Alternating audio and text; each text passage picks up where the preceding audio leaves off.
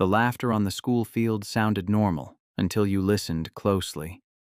Nia Brooks stood at the very front of Ridgewood Elementary, right where the patchy grass met the cheap wooden stage.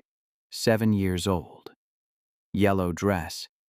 White sneakers scrubbed so clean they almost reflected the sun. Her fingers were locked around a small metal lunchbox, old, scratched.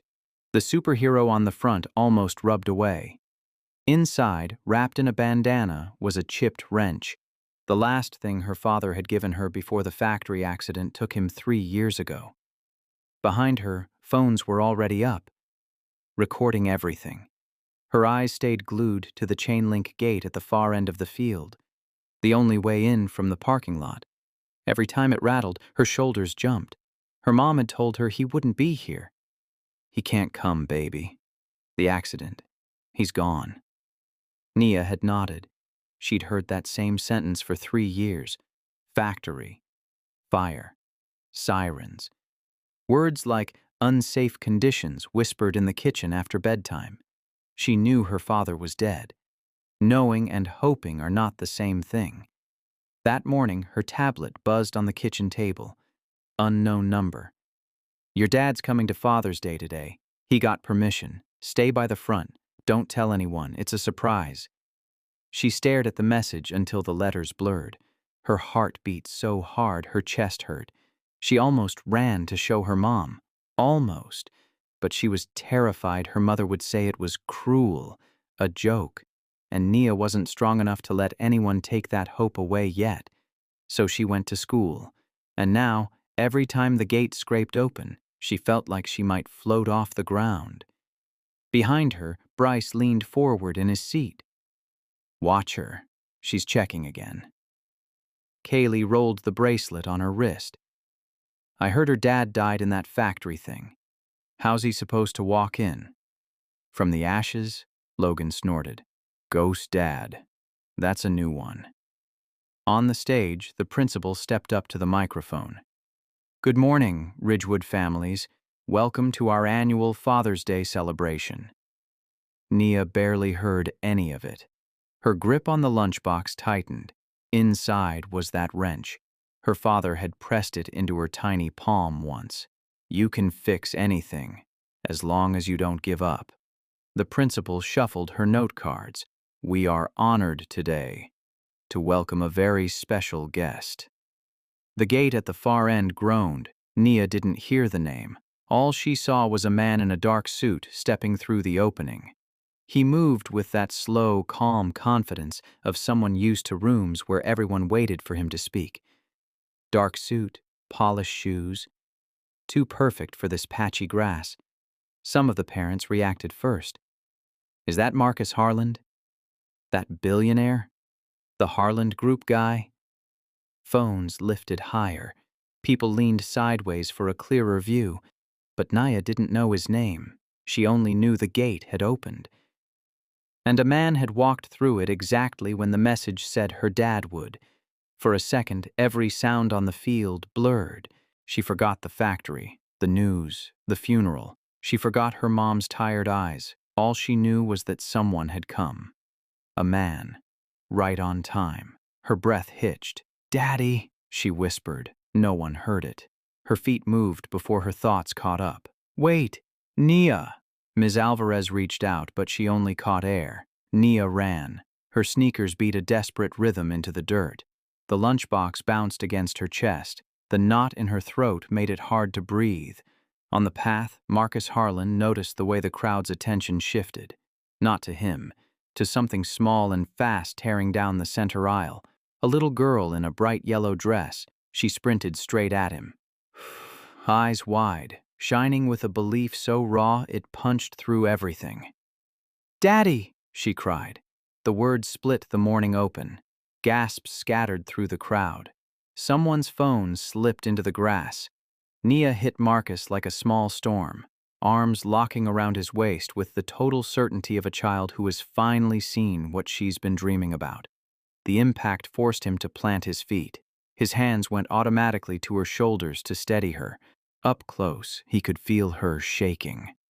"You came," she sobbed into his jacket. "You really came." The first laugh was a short, ugly burst near the back. Then another, and another. "Oh my God," Kaylee giggled, fumbling for her phone.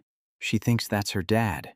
A few older kids twisted in their seats to watch, grins spreading. On stage, the principal gripped the edge of the podium.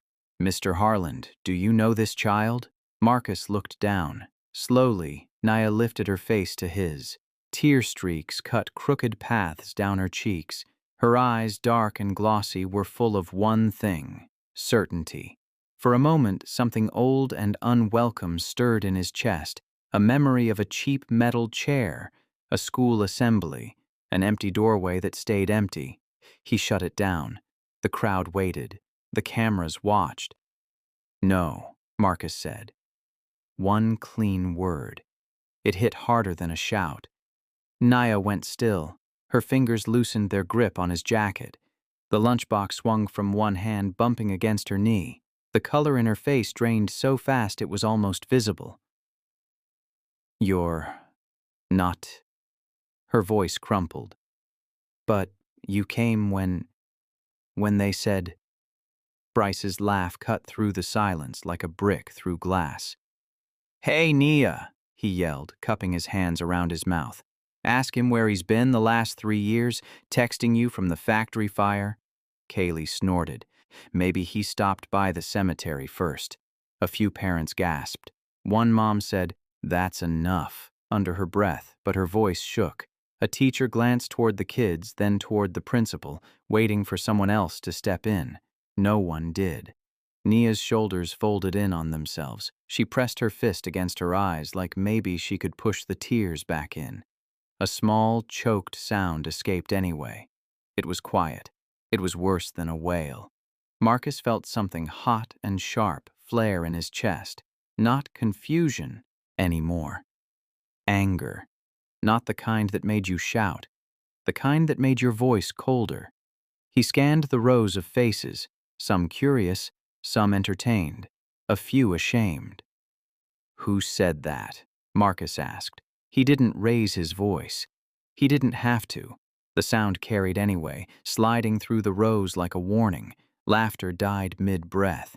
Kids shifted. Chairs squeaked. Bryce's grin faltered. He glanced at Logan. Logan looked at his shoes. Marcus stepped forward. Slowly, deliberately.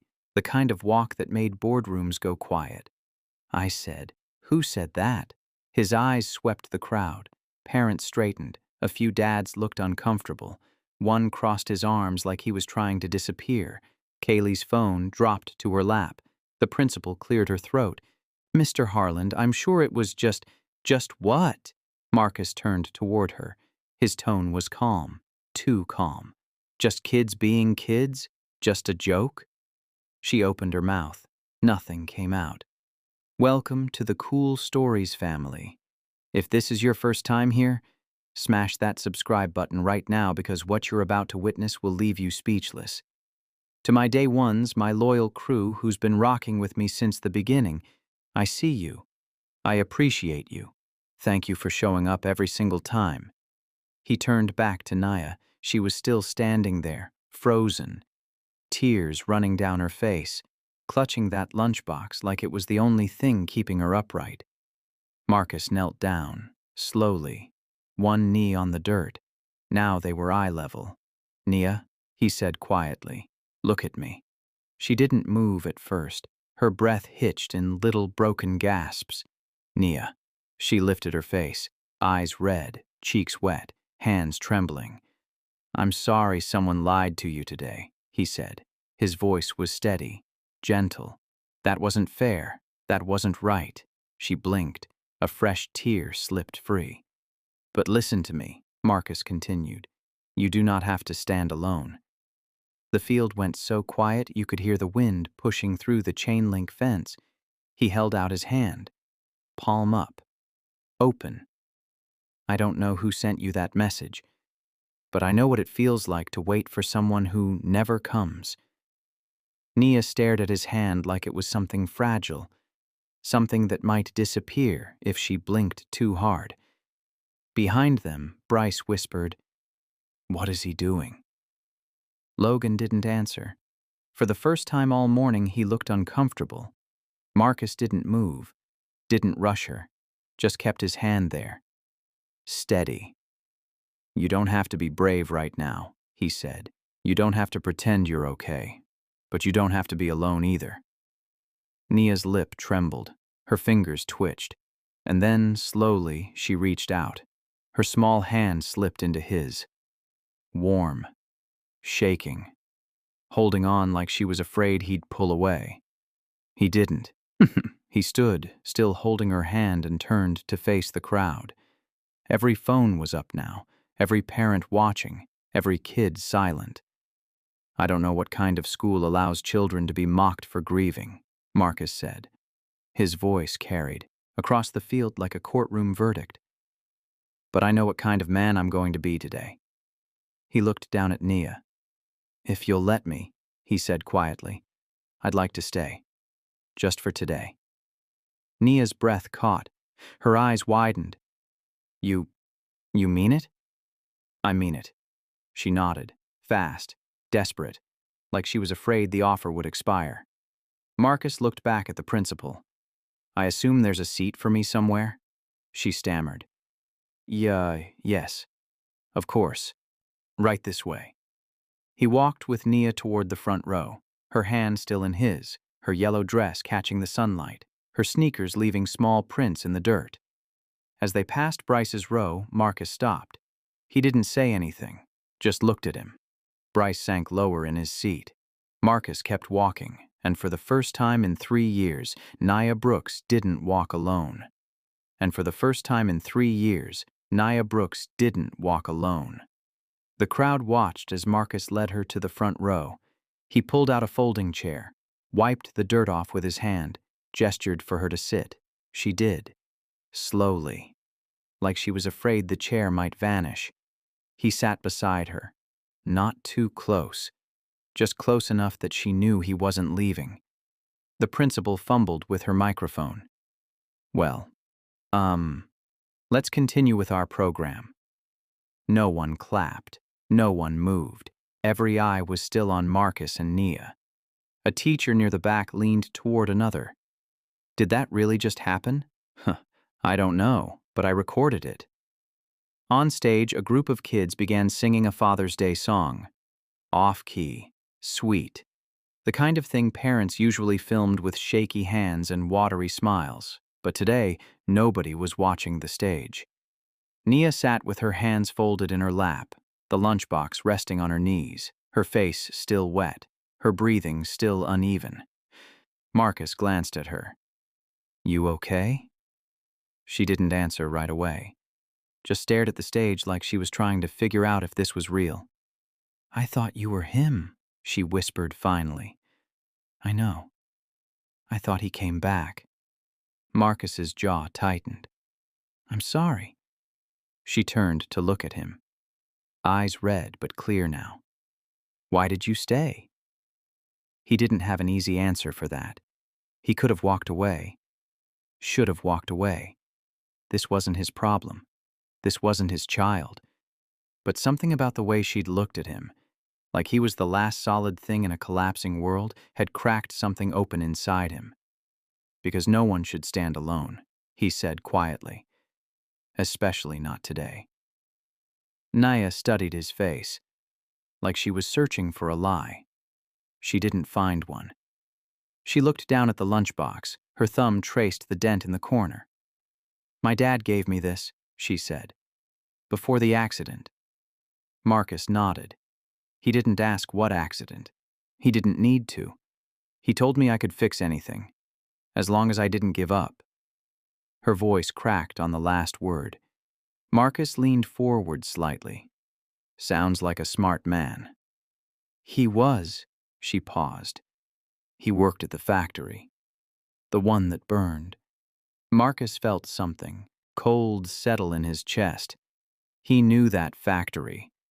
Horizon Fabrication. He'd read about the fire, the lawsuit, the settlement that barely covered funeral costs. "I'm sorry," he said again. And this time he meant it in a way he hadn't meant anything in years. Nia wiped her face with the back of her hand. The kids at school say mean things sometimes. About him. About me. I heard. They sent me a message this morning. Said he was coming. Her voice dropped to a whisper. I knew it wasn't real, but I wanted it to be. Marcus felt his anger return. Sharper this time. Colder. Who sent it? She hesitated, glanced over her shoulder toward the rows behind them. Bryce, she said quietly. And his friends. Marcus didn't turn around. Didn't need to. He'd already marked their faces. They think it's funny, Nia continued. They always laugh. Teachers tell them to stop. But they don't. That's going to change, Marcus said. She looked at him, confused. How? You'll see. On stage, the song ended. Scattered applause, a few whistles. The principal returned to the microphone. Thank you, everyone. Now we have a very special guest who's graciously agreed to say a few words, Mr. Marcus Harland, CEO of the Harland Group. The crowd clapped, louder this time. A few people stood. Marcus didn't move. The principal waited. Mr. Harland? He looked at Nia. You mind if I go up there for a minute? She shook her head. I'll be right back. She nodded. He stood, straightened his jacket, walked toward the stage with that same slow, deliberate confidence. But this time there was something else in his walk, something sharp. He stepped onto the stage, took the microphone from the principal's hand. The field went silent. Marcus scanned the crowd. Parents, teachers, kids, all watching. He found Bryce in the fourth row, Logan next to him, Kaylee 2 seats over. They weren't laughing anymore. I wasn't planning to give a speech today, Marcus began. His voice was calm, clear. But something happened that I can't ignore. A few parents shifted uncomfortably. I came here to shake hands, smile for photos. Leave. He paused. But then a little girl ran up to me, believing I was her father. And when I told her I wasn't, 3 kids thought it was the funniest thing they'd ever seen. Gasps rippled through the crowd. Bryce sank lower in his seat. Marcus's eyes stayed locked on him. Let me tell you what's not funny. Let me tell you what's not funny. Marcus's voice cut through the silence like a blade. Losing a parent isn't funny. Waiting for someone who will never come back isn't funny. And mocking a child for grieving? That's not a joke. That's cruelty. The field was so quiet you could hear someone's chair creak 3 rows back. Parents looked at each other.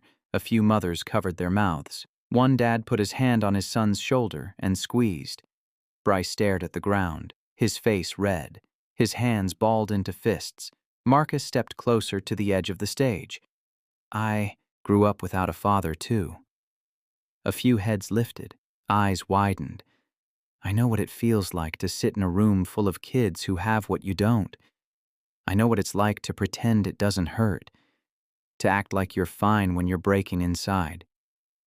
His voice didn't waver, didn't soften, just kept cutting deeper. And I remember the kids who laughed, the ones who thought my pain was entertainment. He paused, let the words settle. You know what I learned from them? Silence. That cruelty doesn't make you strong. It makes you small. Kaylee's phone sat forgotten in her lap. Logan stared at his sneakers like they held all the answers he didn't have. Marcus looked directly at Bryce. You sent her a message this morning, told her father was coming, knowing he was dead, knowing she'd believe it. Bryce's head snapped up. His mouth opened. Nothing came out. A teacher in the back row whispered, "Oh my God." Parents turned to look at Bryce. His mother stood halfway, face pale, hand over her chest. You thought it would be funny, Marcus continued. You thought watching her break would be a good story to tell your friends. Bryce shook his head. I didn't mean... You didn't mean what? Marcus's tone was ice. You didn't mean to hurt her? You didn't mean for anyone to find out? Bryce's lip trembled. He looked at his mom. She looked back at him like she didn't recognize him. Marcus turned to the rest of the crowd. This little girl's father died in a factory fire 3 years ago. Horizon Fabrication. You might have heard about it. A few people nodded. One man muttered, "That was the one with the safety violations." "That's the one," Marcus confirmed. 12 men died because someone decided profit mattered more than safety. Nia's father was one of them. Nia sat frozen in her chair, tears streaming down her face again. But this time, they weren't tears of shame. They were tears of being seen. Marcus's voice softened just slightly. She didn't come here today expecting a miracle. She came because someone made her believe in one, and then laughed when it didn't happen. He let that sink in. So, here's what's going to happen. Every parent leaned forward. I'm going to make sure this school understands what accountability looks like. I'm going to make sure no child here ever feels what Nia felt today. The principal stepped forward. Mr. Harland, I assure you we take bullying very seriously. Do you? Marcus turned to her. Because from where I'm standing, 3 kids just tormented a grieving child in front of 100 people. And no one stopped them. She opened her mouth, closed it, opened it again. We will address this immediately. You will, Marcus agreed. Because I'll be following up. Personally. He handed the microphone back to her, walked off the stage, returned to his seat next to Nia. She looked up at him with wide, tear-filled eyes. You didn't have to do that. Yes, Marcus said quietly. I did. She wiped her face. They're going to hate me now. No, he shook his head. They're going to respect you. There's a difference. Behind them, whispers started. Parents pulling their kids closer. Teachers exchanging glances. Bryce's mother grabbed his arm and dragged him toward the parking lot. Logan and Kaylee sat frozen. No jokes now, no laughter. Just the heavy weight of being exposed. Nia looked down at her lunchbox again, opened it slowly, pulled out the wrench wrapped in the bandana. She held it up so Marcus could see. My dad used to fix things, she said. He said anything broken could be made whole again. Marcus stared at the wrench. Old, chipped, worn from years of use. He was right, Marcus said. She looked at him. You think so? I know so. She smiled. Small, fragile, but real. And for the first time since her father died, Nia Brooks felt like maybe, just maybe, she could be whole again too. The program continued. Songs, games, father-daughter dances. Marcus stayed for all of it. And when it was over, when parents and kids started filing toward the parking lot, Nia stood and looked up at him. Thank you, she whispered. Marcus knelt down one more time. You're welcome. She hesitated, then stepped forward and hugged him. Not like before. Not desperate. Not broken. Just grateful.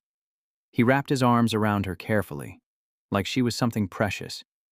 When she pulled back, she smiled again. Bigger this time. Will I see you again? Marcus paused. He hadn't thought that far ahead. But looking at her now, this little girl who'd run toward hope even when it hurt, he couldn't say no.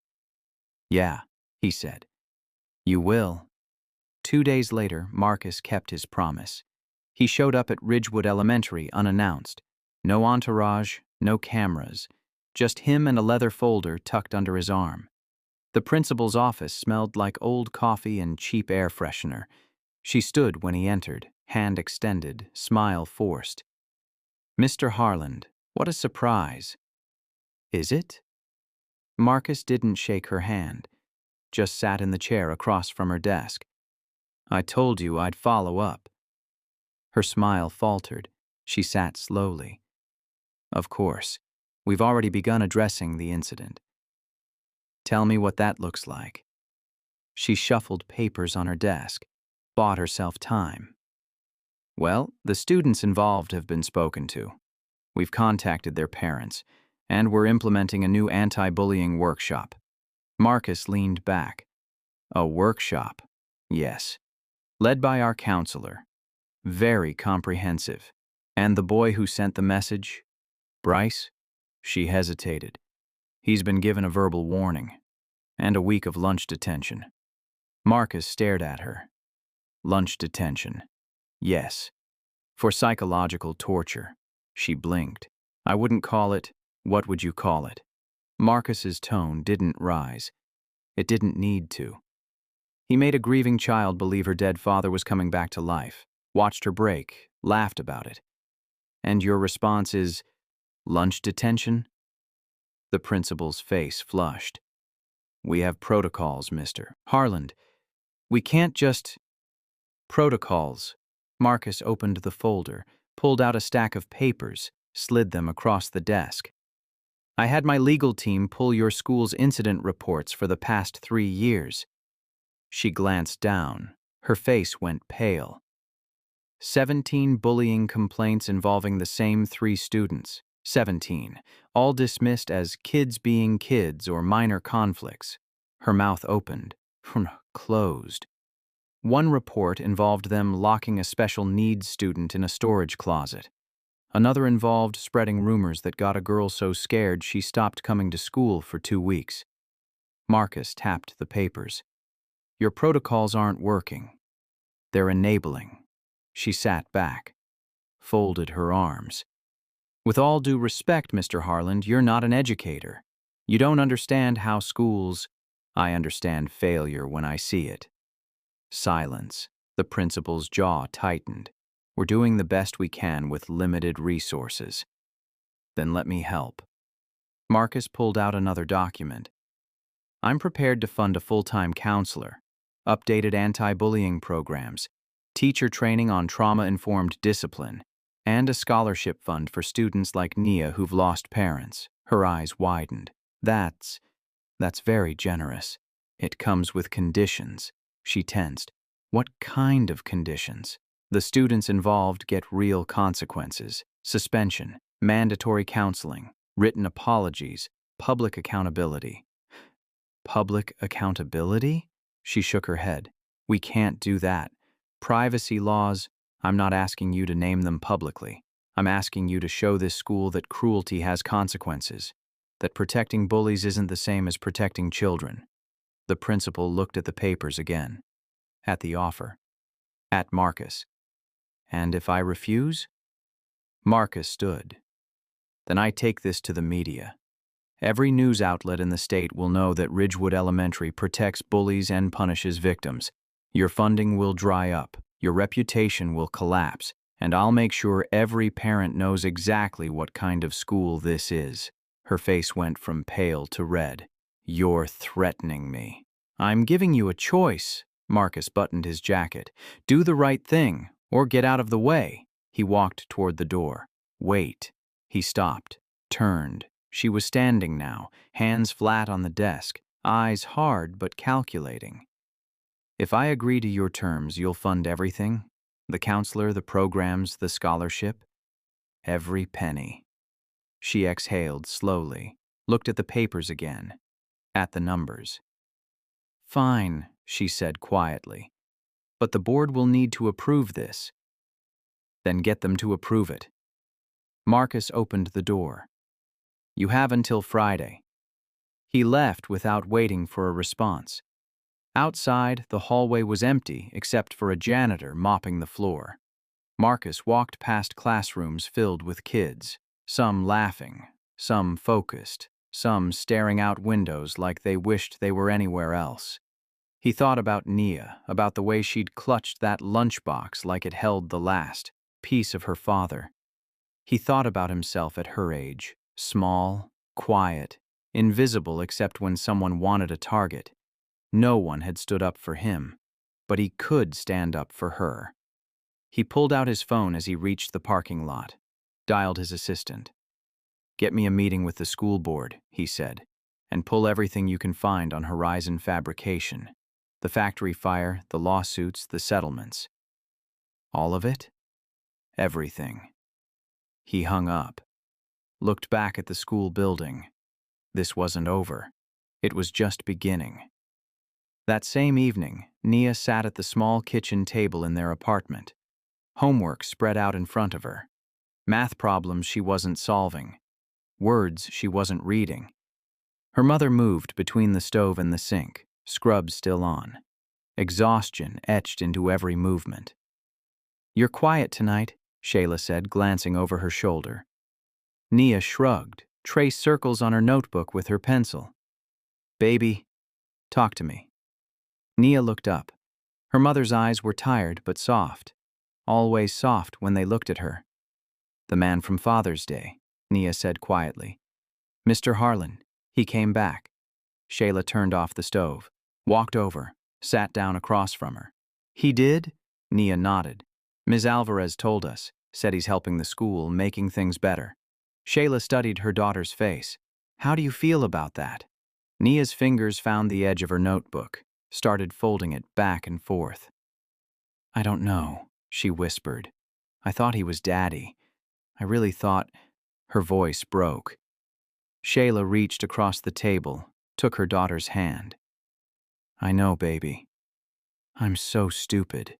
Tears welled up in Nia's eyes. "Everyone saw me run to him. Everyone saw me cry. They're never going to forget." "You're not stupid." Shayla squeezed her hand. "You're a little girl who misses her father. There's nothing stupid about that. But I knew he was gone. I knew he couldn't come back. And I still believed it." Shayla got up, came around the table, knelt beside Nia's chair and pulled her close. "Hope isn't stupid, Nia. Hope is brave." Nia buried her face in her mother's shoulder. "It doesn't feel brave. It feels embarrassing." "I know." Shayla stroked her hair. "But you know what I saw when you told me about that day?" Nia shook her head. "I saw a man who could have walked away, who could have let you stand there alone. But he didn't. He stayed. And then he came back." Nia pulled back, wiped her eyes. "Why would he do that?" Shayla smiled sadly. "Maybe because he knows what it feels like to need someone and have nobody show up." Nia thought about that, about the way Marcus had knelt down to her level, the way his voice had gone soft when he spoke to her. "Do you think he meant it?" Nia asked, "when he said he'd see me again?" "I think men like that don't make promises they can't keep." Nia wanted to believe that, wanted to trust that someone, anyone, would keep showing up. But 3 years had taught her that people leave, even when they don't mean to. Shayla stood, kissed the top of Nia's head. "Finish your homework. Dinner's almost ready." She went back to the stove. Nia stared at her math problems. Numbers that didn't make sense. Equations with no answers. Her tablet buzzed. She froze. Shayla didn't notice, too busy stirring the pot. Nia reached for the tablet slowly, like it might bite her. One new message. Her heart hammered. She opened it. Unknown number. "Thought you should know. Your dad isn't coming back. Not today. Not ever. Stop waiting." The words hit like a fist to the chest. Her breath caught. Her hands started shaking. Another message came through. "Everyone's still laughing. Thought you'd want to know." Then another. "Ghost Girl strikes again." Nia's vision blurred. Her throat tightened. She wanted to scream, wanted to throw the tablet, wanted to disappear. Instead, she closed the messages, set the tablet down, folded her hands in her lap. "Nia?" Her mother turned around. "You okay?" Nia nodded, didn't trust her voice. Shayla frowned, walked over, saw the tablet, saw her daughter's face. "What happened?" "Nothing." Nia's voice was barely a whisper. "Baby, don't lie to me." Nia's lip trembled. "They won't stop, Mama. They keep sending messages. They keep laughing." Shayla picked up the tablet, read the messages. Her face went hard. "Who is this?" "I don't know. They never say." Shayla's jaw tightened. She scrolled through the messages, Saw the one from Father's Day morning, the one that started everything. How long has this been happening? Naya looked down. A while. Why didn't you tell me? Because you're already tired. You work so much. I didn't want to make it worse. Shayla set the tablet down, pulled Nia into her arms again. Listen to me, she said, voice shaking with barely controlled anger. You are not a burden. You are my daughter, and nobody gets to hurt you like this. But what can we do? Nia sobbed. They're never going to stop. Shayla pulled back, looked her daughter in the eyes. We're going to tell Mr. Harland. Nia's eyes widened. No, Mama, no, that'll make it worse. Baby, he said he'd help. Let him help. But no buts. Shayla stood, grabbed her phone. He gave the school his number. I'm calling him. Mama, please. But Shayla was already dialing. The phone rang once, twice, then a voice, calm, professional. Marcus Harland. Shayla took a breath. Mr. Harland, this is Shayla Brooks, Naya's mother. We need to talk. 20 minutes later, Marcus sat in his car outside the Brooks apartment building. The neighborhood wasn't dangerous, just forgotten. Cracked sidewalks, flickering streetlights, buildings that needed paint jobs they'd never get. He'd grown up in a place like this. He grabbed his phone and the folder from the passenger seat, stepped out into the humid evening air. The apartment was on the 3rd floor. No elevator.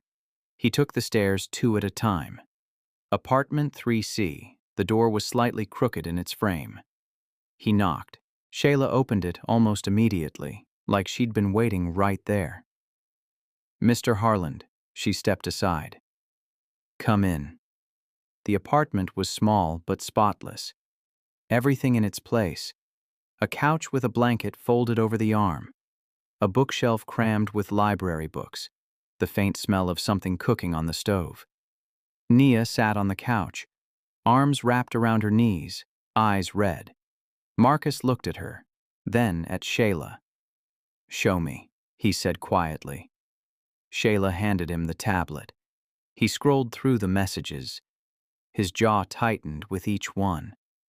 By the time he reached the original message from Father's Day morning, his knuckles were white. How long? He asked. She says a while, Shayla answered. But she only just told me tonight. Marcus looked at Nia. Why didn't you tell anyone sooner? She shrugged, wouldn't meet his eyes. Nia, he said gently. Look at me. She did. Barely. This isn't your fault. You know that, right? She shook her head. If I hadn't believed the first message, they wouldn't keep sending more. No. Marcus's voice was firm. If they weren't cruel, they wouldn't have sent any. This is on them. Not you. Naya's lip trembled. She looked like she wanted to believe him but couldn't quite get there. Marcus turned to Shayla. I need your permission to handle this. Handle it how? My way. Shayla crossed her arms, studied him. Your way legal? Mostly. A ghost of a smile touched her lips. Good enough. Marcus pulled out his phone, made a call. It's me, he said when someone picked up. I need you to trace some messages. Anonymous sender. Harassment of a minor. He rattled off the number from the tablet. I need a name by morning. He hung up. Shayla raised an eyebrow. You can do that?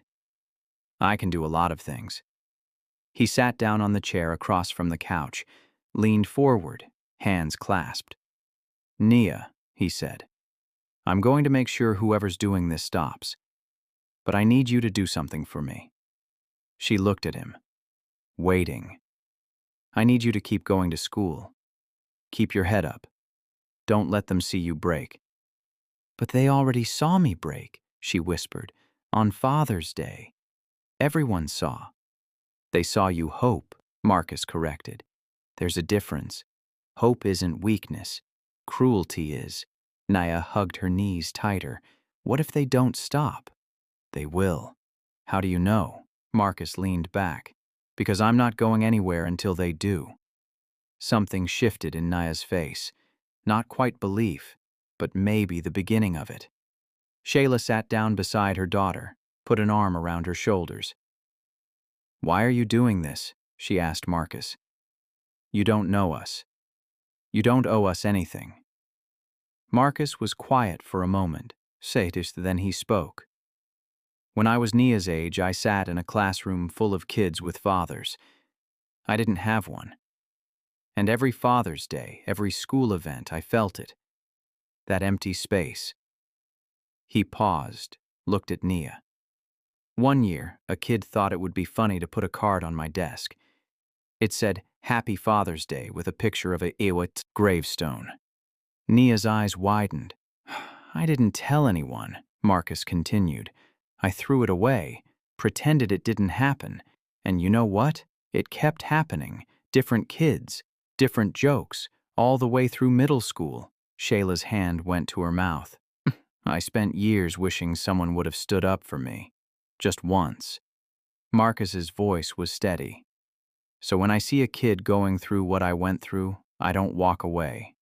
I can't."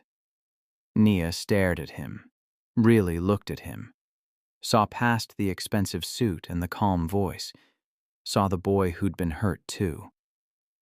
"Did it ever stop hurting?" she asked quietly. Marcus held her gaze. "No, but I learned how to carry it. And I learned that the people who hurt you, they don't win unless you let them." Nia nodded slowly, like she was trying to memorize the words. Marcus stood. "I'll call you tomorrow, once I have the name." "And then what?" Shayla asked. Marcus's smile was cold. "Then we have a conversation with some parents." He headed for the door. Shayla followed him. "Mr. Harland," she said quietly. "Thank you." He looked back at Nia, still on the couch, still holding herself together. "Don't thank me yet," he said. "We're just getting started." The next morning, Marcus got the call at 6:30. "Got it," his tech guy said. "The messages came from 3 numbers. All kids. I'm sending you the names and addresses now." Marcus's phone buzzed. 3 files appeared. Bryce Coleman, 13 years old, lives 2 miles from Ridgewood Elementary. Logan Hayes, 12 years old, same neighborhood. Kaylee Morrison, 13 years old, 3 blocks from the school. Marcus stared at the names, memorized them. "Anything else?" the tech guy asked. "Yeah. Pull their parents' information, work addresses, phone numbers, everything." On it. Marcus hung up, looked at the clock. 7 a.m. School started at 8. He had time. He got dressed. Dark suit. No tie this time. This wasn't a business meeting. This was war.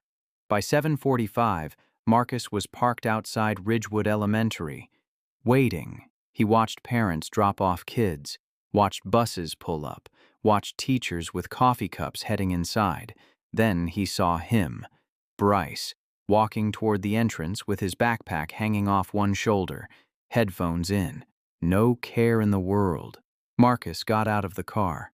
"Bryce Coleman." The kid stopped, turned, pulled out one earbud. "Yeah?" Marcus walked toward him, slowly, deliberately. Bryce's eyes widened when he recognized him. He took a step back.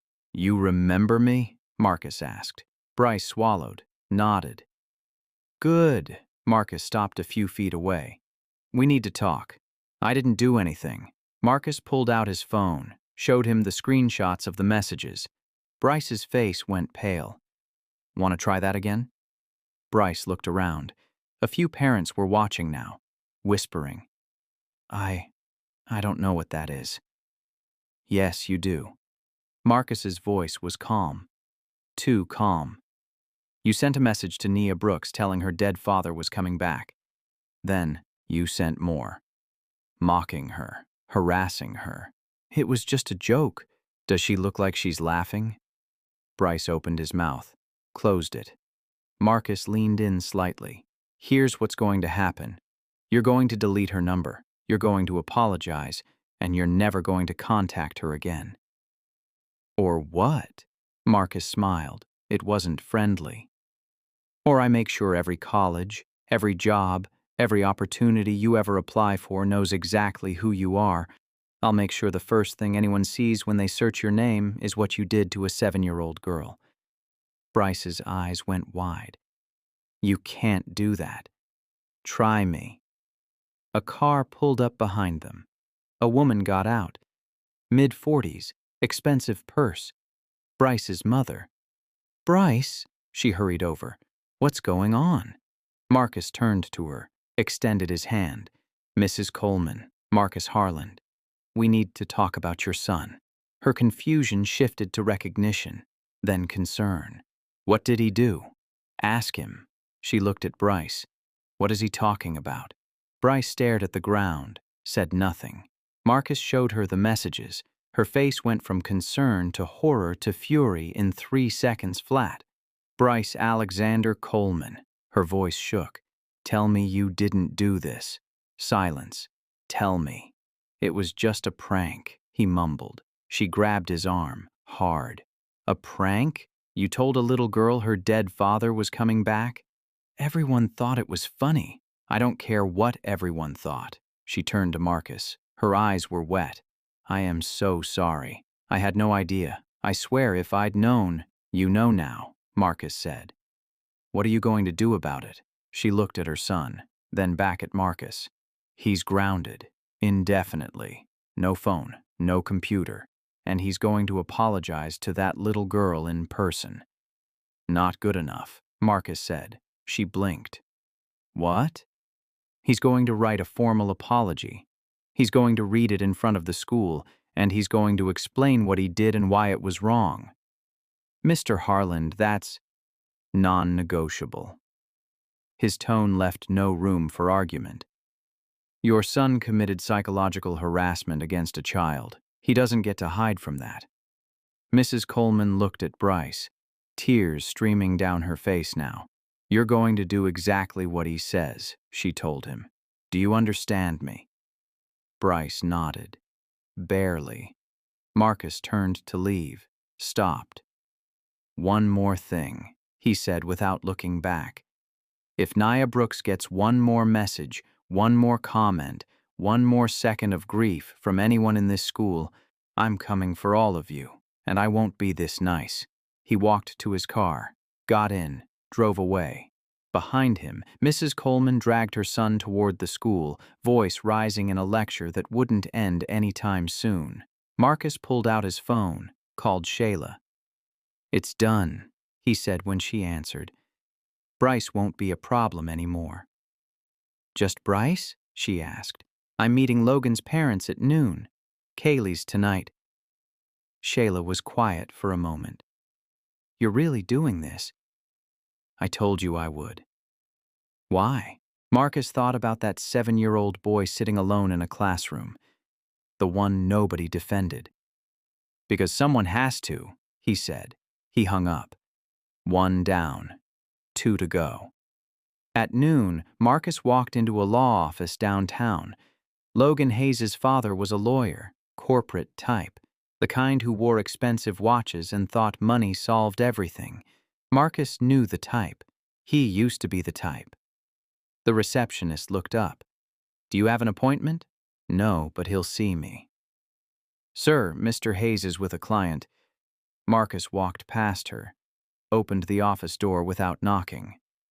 Logan's father looked up from his desk, mid-40s, tailored suit, annoyed expression.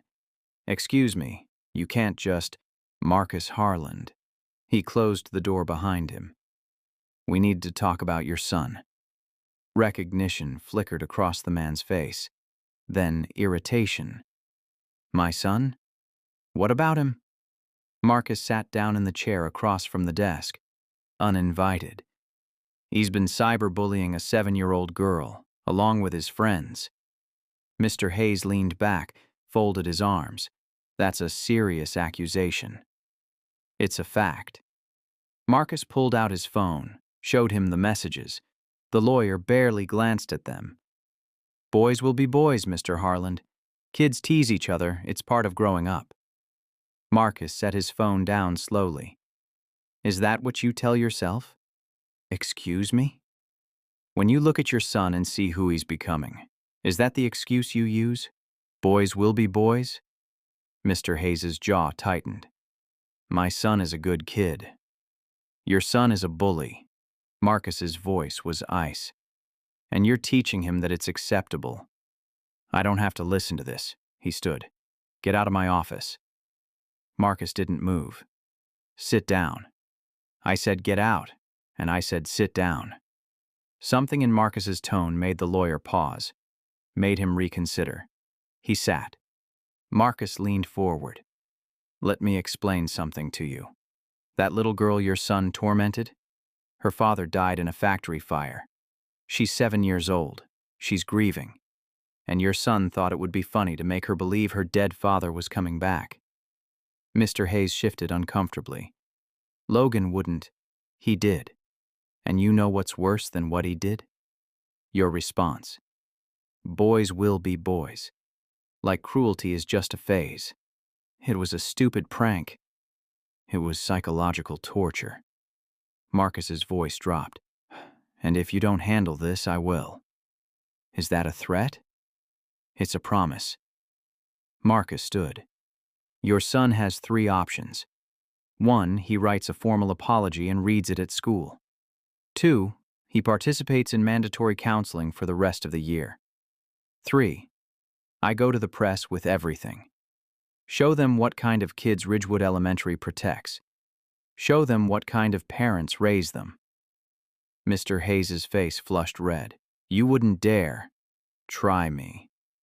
They stared at each other. Neither blinked. Finally, the lawyer looked away. What do you want? I already told you. Apology, counseling, and your son stays away from Nia Brooks. Forever. Mr. Hayes rubbed his face. Fine. I'll talk to him. No. Marcus shook his head. You'll do more than talk. You'll make sure he understands what he did. You'll make sure he knows why it matters. Because if he does this again, to her or anyone else, I won't come to your office next time. Where will you come? Marcus smiled. Cold. Everywhere. Your firm, your clients, your reputation. I'll make sure everyone knows the kind of man who raises a boy like that. The lawyer's face went pale. Marcus headed for the door, stopped with his hand on the handle. You know what the saddest part is, he said without turning around. You probably think you're protecting your son, but what you're really doing is failing him. He left without waiting for a response. Outside, the sun was high, hot, the kind of heat that made everything shimmer. Marcus got in his car, checked his watch. 6 hours until the meeting with Kaylee's parents. He called Nia. Hello? Her voice was small, cautious. It's Marcus. Just wanted to check in. How was school today? Okay, I guess. Bryce wasn't in class. Good. He won't bother you anymore. How do you know? Because I made sure. Silence, then quietly. Thank you. You don't have to thank me, Nia. Yes, I do. Nobody's ever done something like this for me before. Marcus felt something tighten in his chest. Well, somebody should have. Mr. Harland? Yeah? Are you still going to visit me? After all this is over? He hadn't thought about after, hadn't planned that far ahead, but sitting there in his car, listening to the hope in her voice, he couldn't say no. Yeah, he said. I am. Promise? He closed his eyes. I promise. Okay. She sounded lighter now, less broken. I have to go. Mama's calling me for dinner. Go, eat. I'll talk to you soon. Bye, Mr. Harland. Bye, Nia. He hung up. Sat there for a moment, just breathing. When did this stop being about justice and start being about her? He didn't have an answer. Didn't need one. He started the car and drove toward his next meeting. One more conversation. One more family. One more chance to make sure Nia never felt alone again. 6 p.m. Marcus pulled up to a house in the suburbs. White picket fence, manicured lawn. 2 cars in the driveway. The kind of house that looked perfect from the outside. Kaylee Morrison's home. He rang the doorbell. A woman answered. Early 40s, yoga pants, wine glass in hand. Her smile was polite but confused. Can I help you? Mrs. Morrison? I'm Marcus Harland. I need to speak with you about your daughter. Her smile faltered. Kaylee? What about her? May I come in? She hesitated, glanced behind her, then stepped aside. The house was pristine, magazine perfect, everything coordinated, nothing out of place. Too perfect. Mrs. Morrison led him to the living room, gestured to a couch. My husband's working late, she said. Whatever this is about, I'm sure it's a misunderstanding. Marcus sat, pulled out his phone, showed her the messages. She squinted at the screen. Read them. Her face didn't change. I don't understand, she said slowly. These are just kids being kids. Marcus had heard that phrase 3 times today. He was tired of it. Your daughter participated in psychologically tormenting a child who lost her father. That's not kids being kids, that's cruelty. Mrs. Morrison set her wine glass down. Oh, come on. It was a prank. Kids do this stuff all the time now. It's social media culture. Social media culture. Marcus repeated the words like they tasted bitter. Heh, is that what you're calling harassment now? It's not harassment. Then what is it? She threw her hands up. It's kids. They tease. They joke. My daughter isn't some monster. No one said she was a monster. Marcus leaned forward. But what she did was monstrous, and you're defending it. Mrs. Morrison stood, crossed her arms. I think you should leave. I'm not leaving until you understand what your daughter did. I understand perfectly. Some girl got her feelings hurt. Kids are sensitive these days. They need thicker skin. Marcus stared at her, really looked at her, saw the wine glass, the perfect house, the defensive posture. He'd seen this before, parents who cared more about their image than their children's character. Where's Kaylee? He asked. Upstairs. Why? I want to talk to her. Absolutely not. Then I'll talk to the media instead. Marcus stood. I'll tell them how a 13-year-old girl tortured a 7-year-old, how her mother defended it, how Ridgewood Elementary does nothing to stop it. Mrs. Morrison's face went red. You're threatening me. I'm giving you a choice. Let me talk to your daughter, or watch your family's reputation collapse on the evening news. They stared at each other. Finally, Mrs. Morrison turned toward the stairs. Kaylee, get down here. Footsteps. Then a girl appeared at the top of the stairs.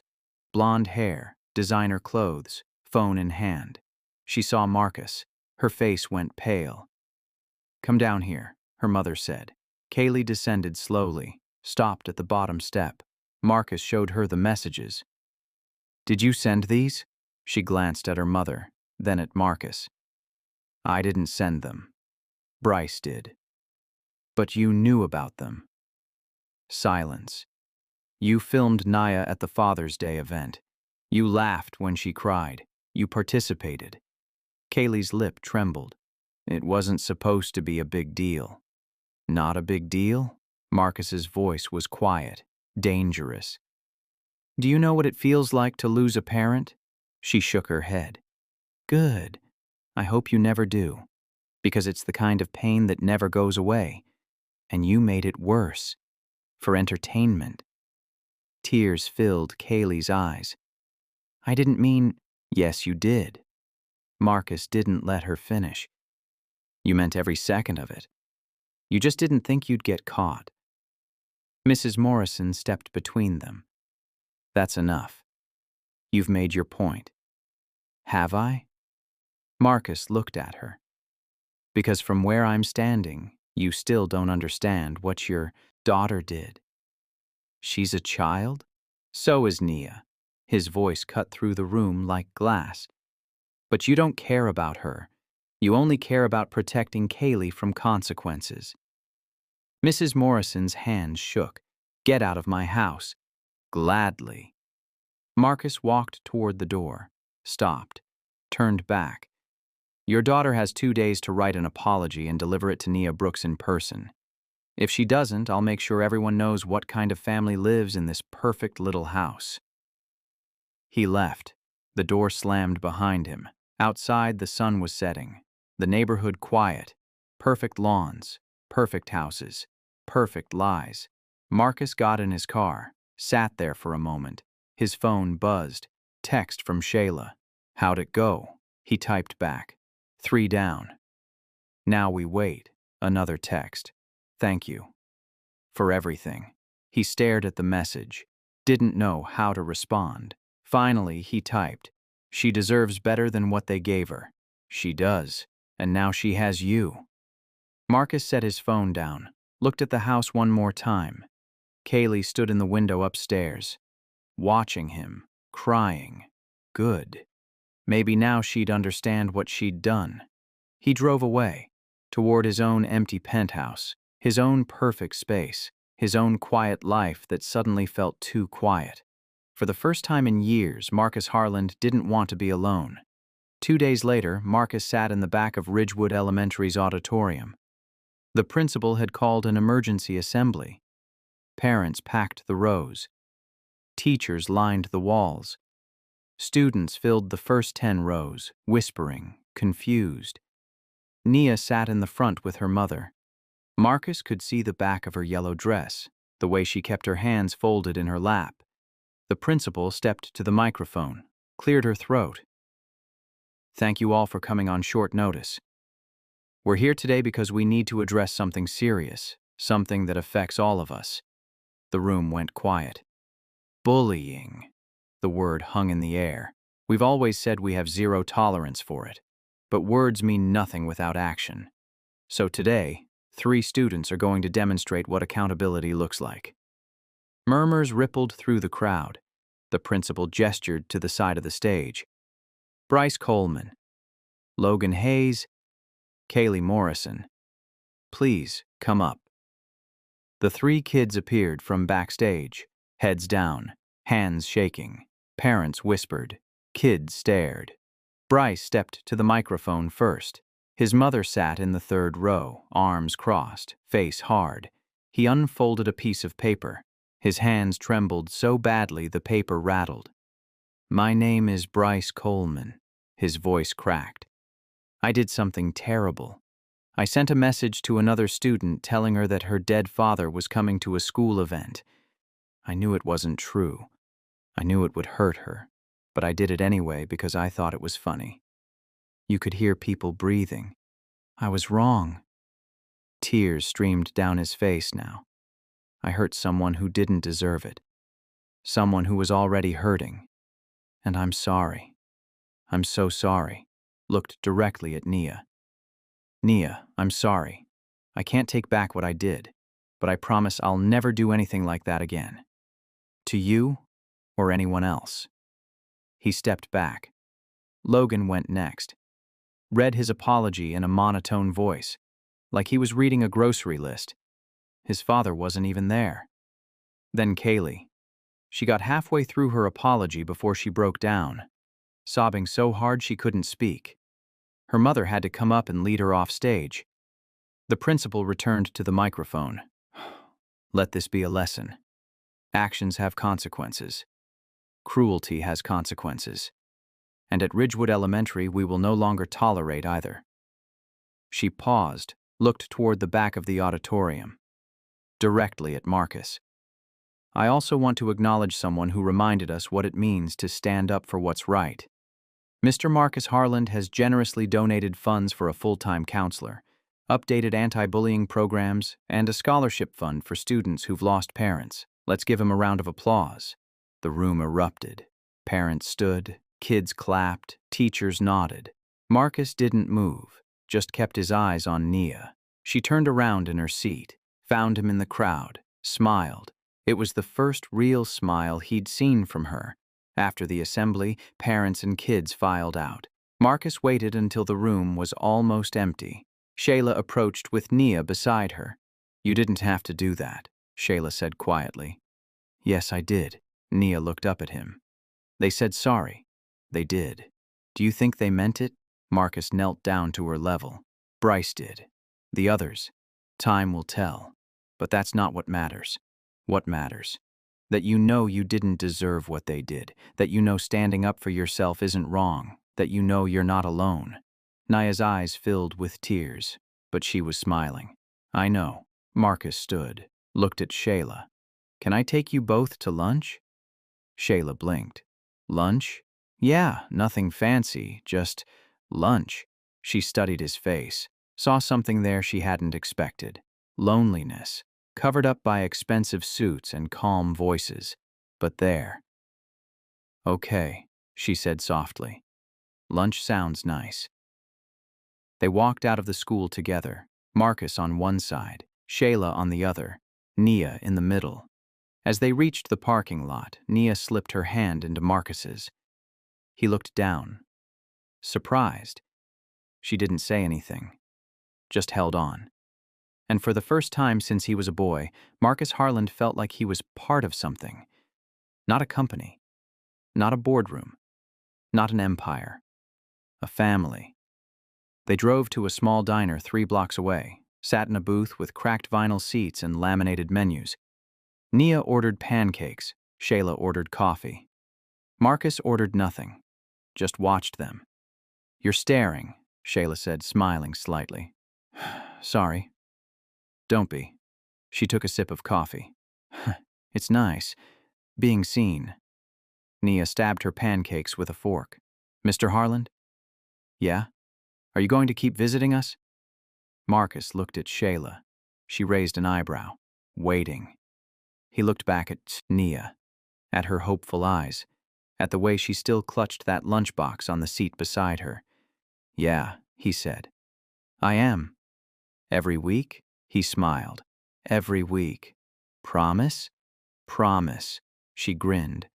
Went back to her pancakes. Shayla reached across the table, touched his hand briefly. Thank you. For what? For showing up. For staying. For caring when you didn't have to. Marcus didn't know what to say, so he just nodded.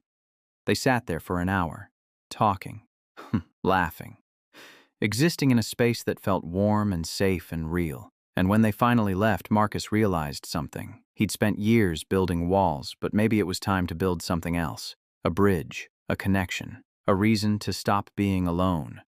3 weeks passed. Marcus kept his promise. Every Saturday he showed up at the Brooks apartment. Sometimes they went to the park, sometimes the library, sometimes they just sat in the living room talking about nothing and everything. Nia started smiling more, laughing more. The shadows under her eyes faded, but Marcus noticed something else too. The way Shayla flinched when bills came in the mail, the way she counted change before buying groceries, the way she worked double shifts and came home too tired to stand. One Saturday, Marcus arrived early, found Shayla sitting at the kitchen table with her head in her hands. Bills spread out in front of her, calculator sitting silent beside them. She looked up when he knocked, quickly wiped her eyes. You're early, she said, forcing a smile. Traffic was light. He stepped inside, glanced at the table. Everything okay? Fine, just paying bills. Marcus could read a balance sheet faster than most people could read a menu. He saw the numbers, saw the red ink. Shayla. I said it's fine. It's not. She stood, started gathering the papers. We're managing. We always manage. You shouldn't have to just manage. She stopped, turned to face him. What do you want me to say, Marcus? That it's hard? That I'm drowning? That I work myself to death and still can't afford new shoes for my daughter? Her voice cracked on the last word. Marcus stepped closer. Let me help. No. Why not?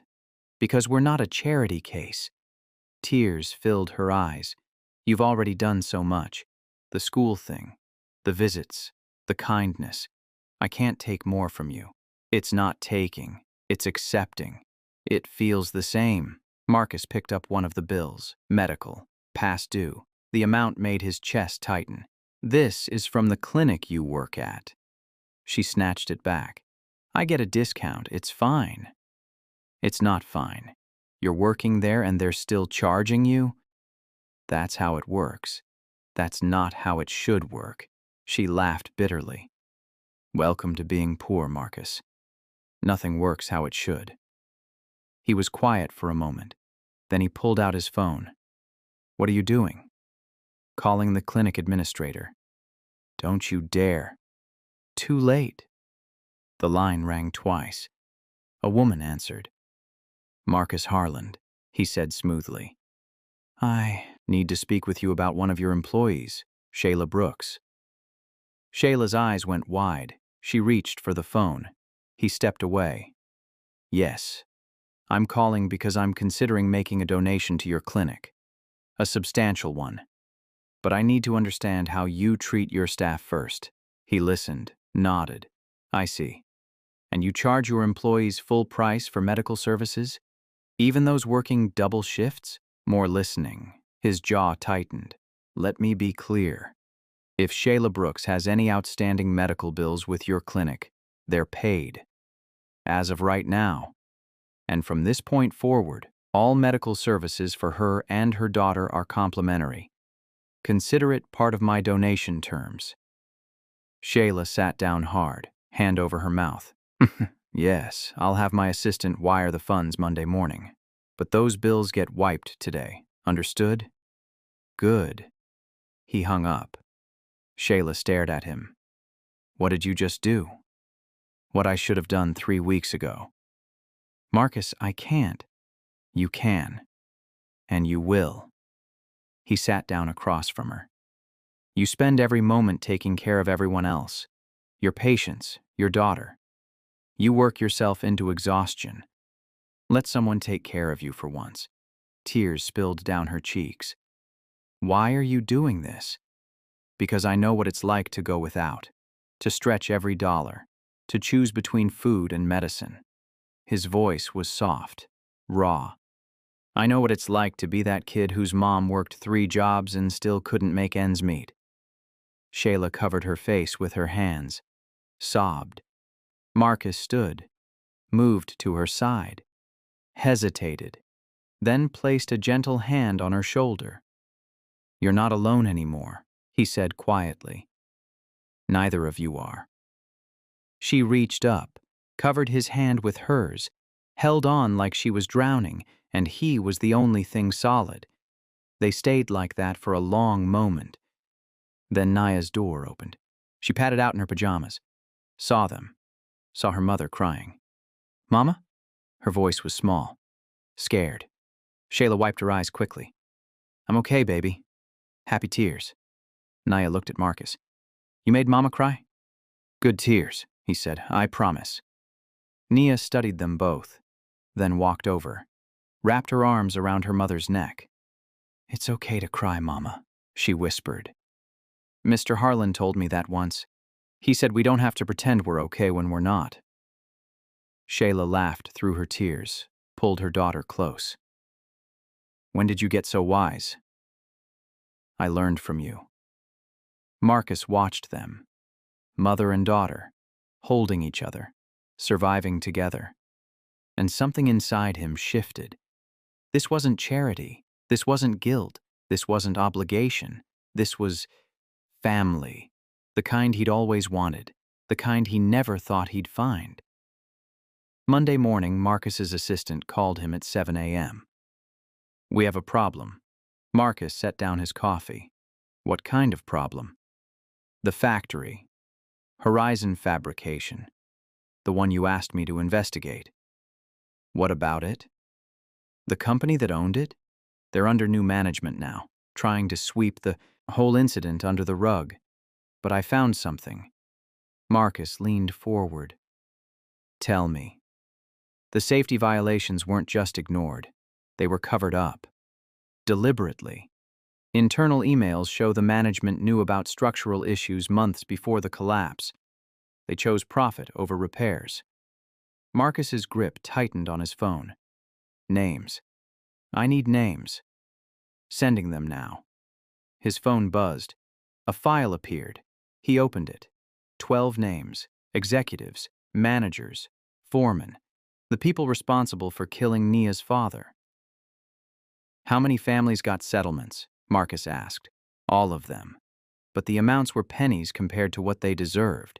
Most signed NDAs, can't talk about it publicly. And the company? Still operating. Different name. Same owners. Marcus felt something cold settle in his chest. Get me everything. Financial records, communication logs, witness statements, everything. What are you planning? Justice. He hung up, sat there for a moment, thinking. The school bullies had faced consequences. But what about the real criminals? The ones who'd stolen fathers and husbands and sons? His phone rang. Shayla. Hey, he answered. Everything okay? Can you come over? Naya wants to show you something.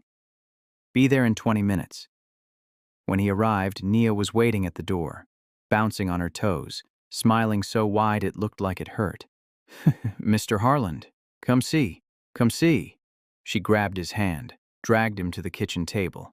A drawing lay spread out, crayon and marker, bright colors, 3 figures holding hands, one tall, one medium, one small. It's us, Naya said proudly. Me, Mama, and you. Marcus stared at it. Something lodged in his throat. You drew this? For you. So you remember us when you're at work. He picked it up carefully, like it might shatter. Nia, this is... Thank you. She beamed. Do you like it? I love it. Shayla watched from the doorway, arms crossed, smiling softly. Nia ran off to her room to get more drawings. Shayla moved closer.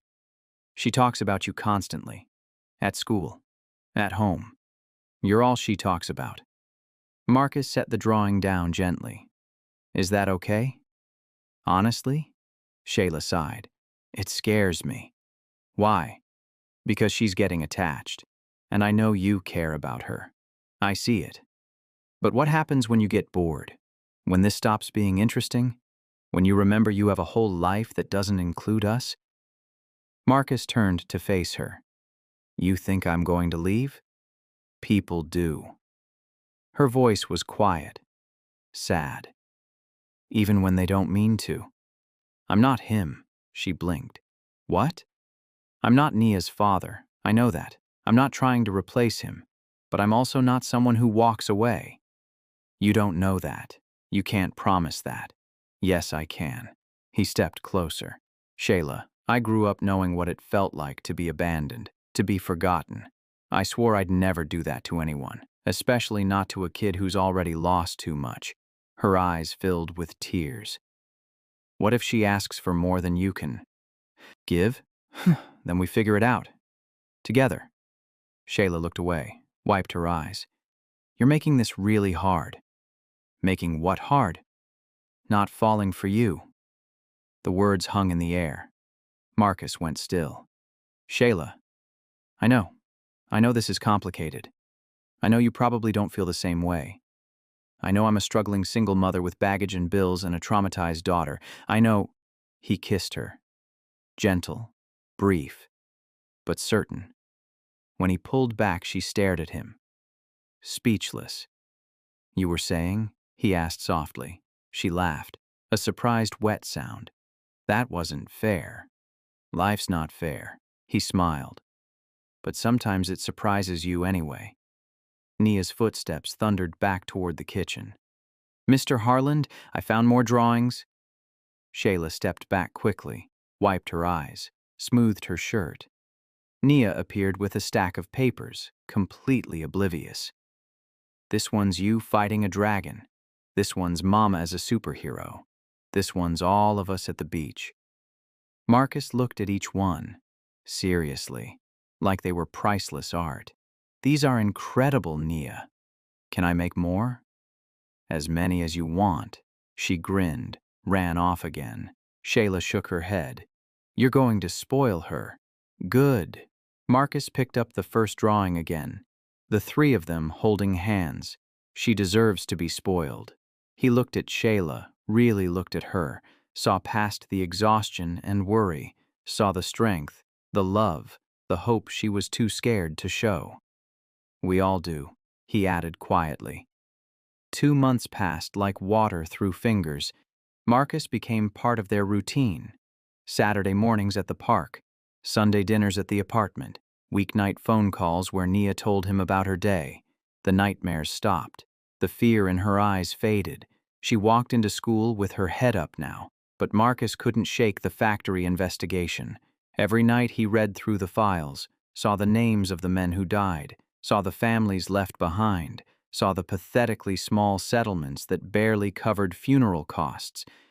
Nia's father wasn't the only victim. He was one of 12. 12 families destroyed because someone chose money over lives. Marcus couldn't let that stand. One evening, he sat in the Brooks' living room while Nia did homework at the kitchen table. Shayla folded laundry beside him. "You've been quiet tonight," she said.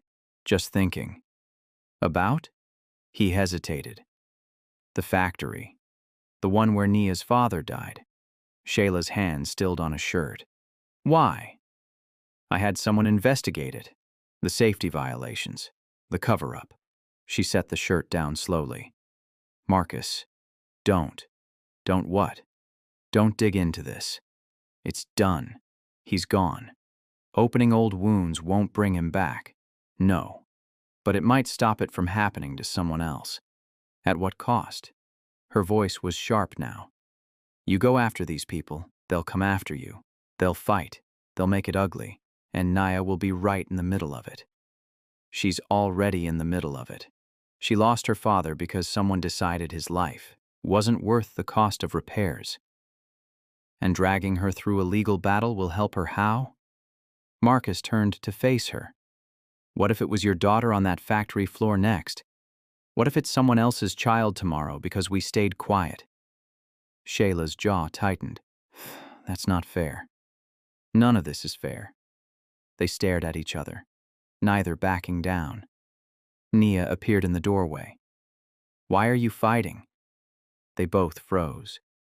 "We're not fighting, baby," Shayla said quickly. "Just talking. You sound like you're fighting." Nia looked between them. "Is it because of my daddy?"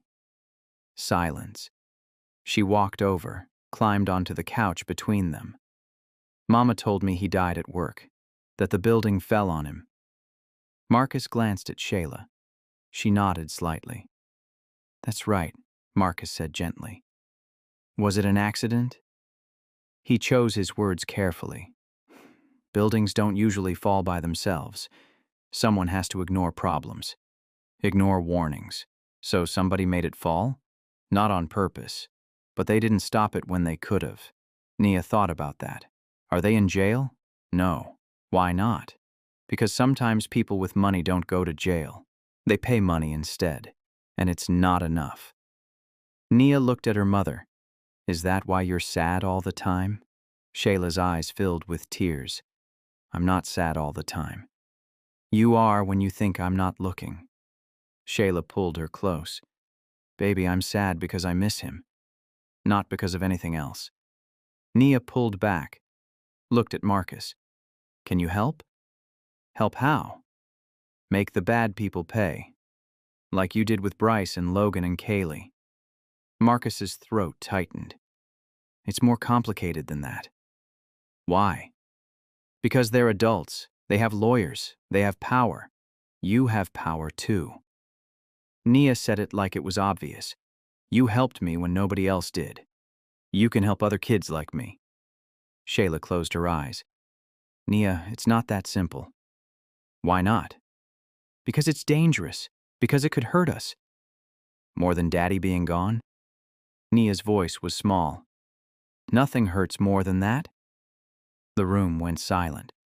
Marcus looked at Shayla, saw the war happening behind her eyes.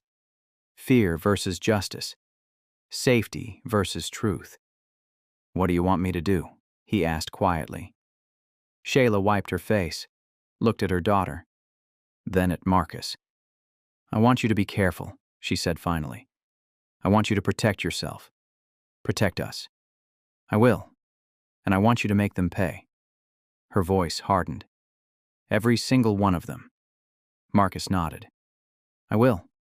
He pulled out his phone, called his lawyer. "It's time," he said when the man answered. File the lawsuit. All 12 families. Wrongful death, negligence, criminal cover-up, everything. This is going to be a war, the lawyer warned. Good. Marcus looked at Nia, at Shayla. I'm ready. He hung up. Nia leaned against him. Thank you. For what? For not walking away. Marcus wrapped an arm around her. I told you, I'm not going anywhere. Shayla reached over, took his hand, squeezed. They sat. There. The three of them. A family built from broken pieces, and somewhere in a boardroom full of men who thought they were untouchable, phones started ringing. The war had begun. The first threat came 3 days later. Marcus was in his office when his assistant rushed in, face pale, hands shaking. Sir, you need to see this. She handed him an envelope. No return address. Hand delivered to the lobby. Inside was a single photo. Nia and Shayla, walking out of their apartment building, taken from across the street. No note, no message, just the photo. Marcus's blood went cold. When did this arrive? 20 minutes ago. Security reviewed the footage. A courier dropped it off. Paid in cash? No name. Marcus pulled out his phone, called his head of security. I need protection detail on Shayla and Nia Brooks, immediately. 24/7 coverage, and I need to know who took this photo.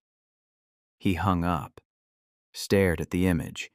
They'd made their first move, and they'd targeted his family. Wrong move.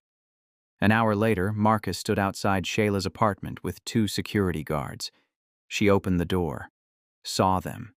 Her face fell. What happened? Marcus stepped inside, showed her the photo. Her hands flew to her mouth. Oh, God.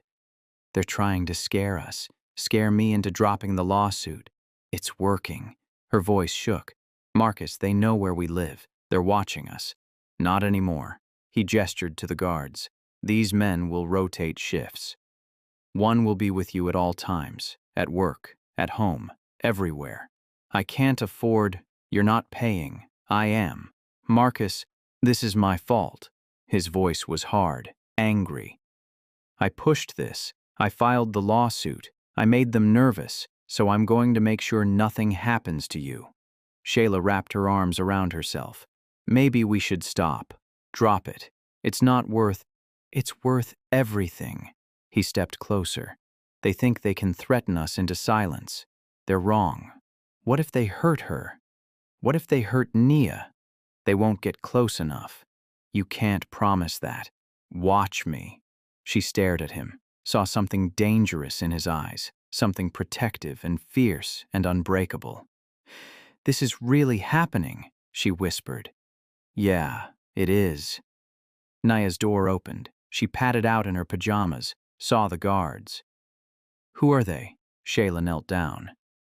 They're friends of Mr. Harlan's. They're going to help keep us safe. Safe from what?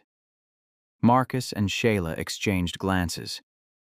From people who don't want us asking questions, Marcus said carefully.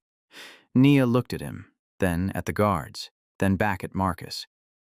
Are you scared? She asked. No. Why not?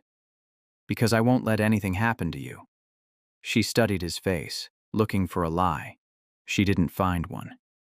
Okay, she said simply, then went back to her room. Shayla stood. She trusts you completely. I know. Don't break that trust. I won't. She moved closer, placed a hand on his chest. Promise me you'll be careful too. They could come after you. Let them. His voice was ice. I've been dealing with men like this my whole life. They don't scare me. They should. Maybe. He covered her hand with his. But losing you scares me more. Her breath caught. Marcus. He kissed her. Harder this time. Desperate. Like he was trying to memorize the filing. When he pulled back, her eyes were wet. Don't do that, she whispered. Do what? Kiss me like it's goodbye. It's not goodbye. Then what is it? A promise. He pressed his forehead to hers. That I'm coming back.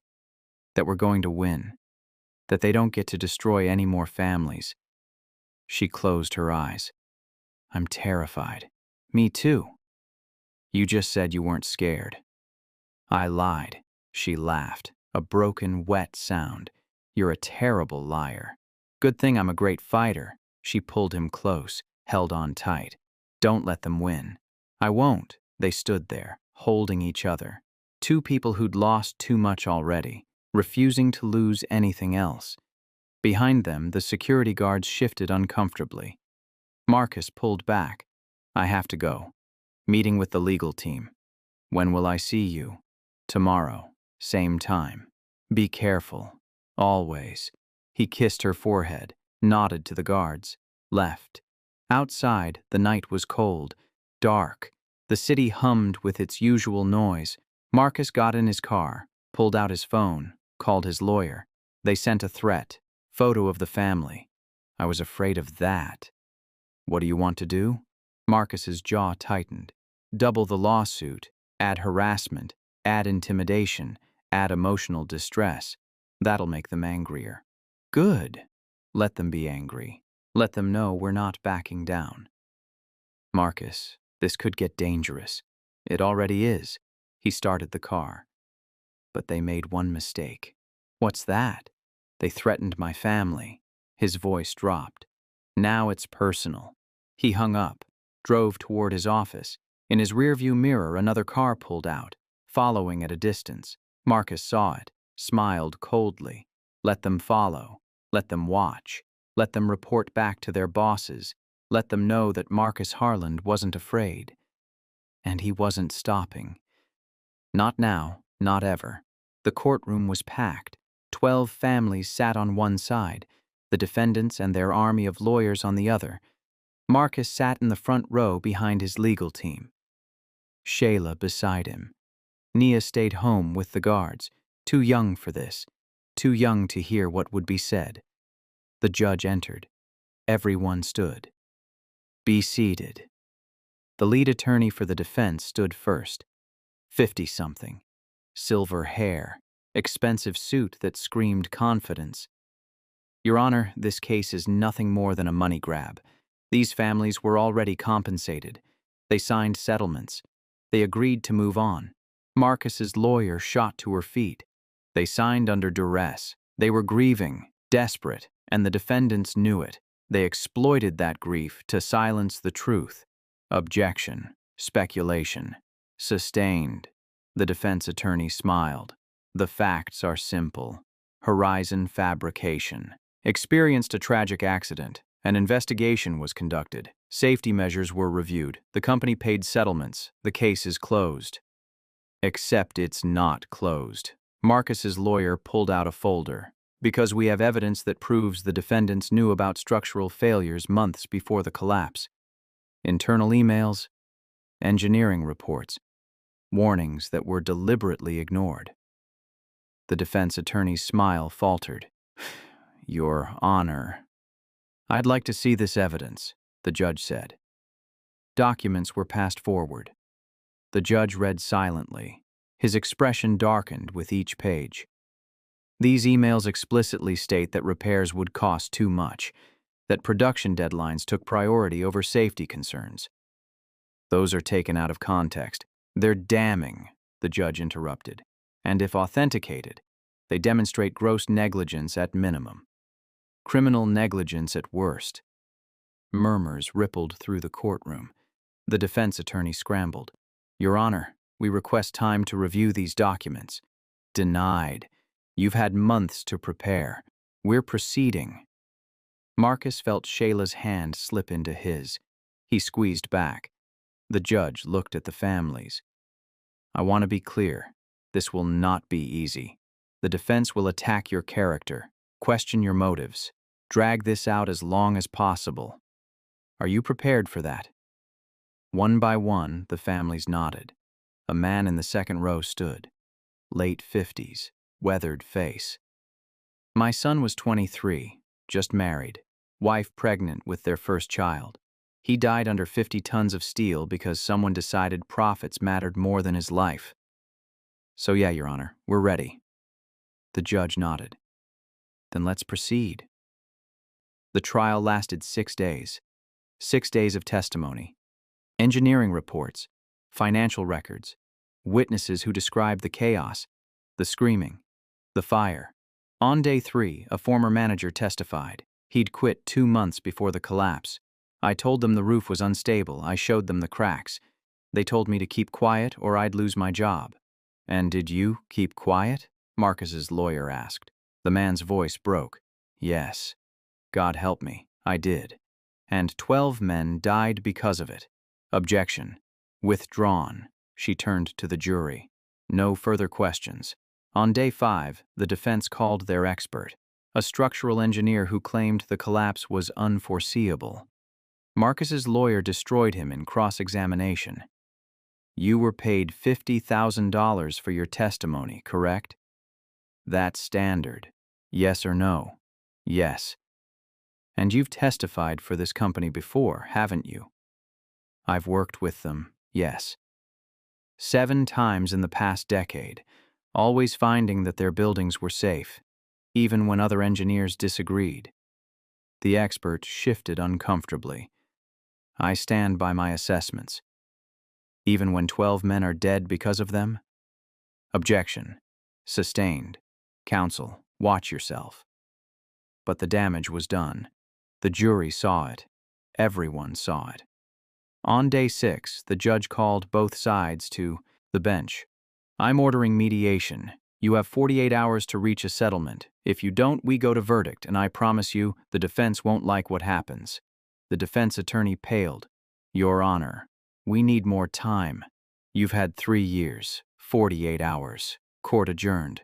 Outside, reporters swarmed. Cameras flashed. Questions shouted from every direction. Mr. Harland, do you think you'll win? Mr. Harland, what's your response to claims you're doing this for publicity?